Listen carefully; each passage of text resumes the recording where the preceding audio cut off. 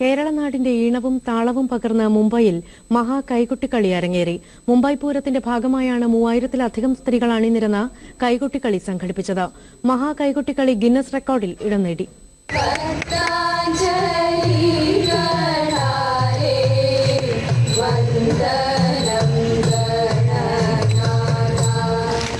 കസവുകരയുള്ള മുണ്ടും നേരിയതും അണിഞ്ഞ് 3000-ലധികം അങ്കനമാർ അണിനിരന്നപ്പോൾ തിരുവാതിര രാവിന്റെ കുളിര് മുംബൈയിലും പെയ്തിറങ്ങി. തിരുവാതിരപ്പാട്ടിന്റെ താളത്തിൽ ചുവടുവെച്ചത് ഗിന്നസ് റെക്കോർഡിലും ഇടം പിടിച്ചു. പി ഉണ്ണികൃഷ്ണന്റെ വരികളെ സുഷമ കൃഷ്ണൻ ചിട്ടപ്പെടുത്തിയപ്പോൾ ഹൈമവതി സുധാകരൻ കൈകൊട്ടിക്കളി പരിശീലിപ്പിച്ചു. കൈകൊട്ടിക്കളിയുടെ വിസ്മയത്തോടൊപ്പം മറ്റൊരു വിസ്മയവും മുംബൈക്കാരെ കാത്തിരുന്നു. 100 അടി ഉയരത്തിൽ 1000 വൈദ്യുതി വിളക്കുകൾ മിന്നിത്തെളിഞ്ഞപ്പോൾ ഇലൂമിനേഷൻ ടവർ കൺതുറന്നു. ലിംക റെക്കോർഡിലേക്കുള്ള വെളിച്ചം വീശിയാണ് ഇലൂമിനേഷൻ ടവർ തിളങ്ങി നിന്നത്. പൂരത്തിന് പെരുമ പകർന്ന് ഉഗ്രൻ ഒരു വെടിക്കെട്ടും.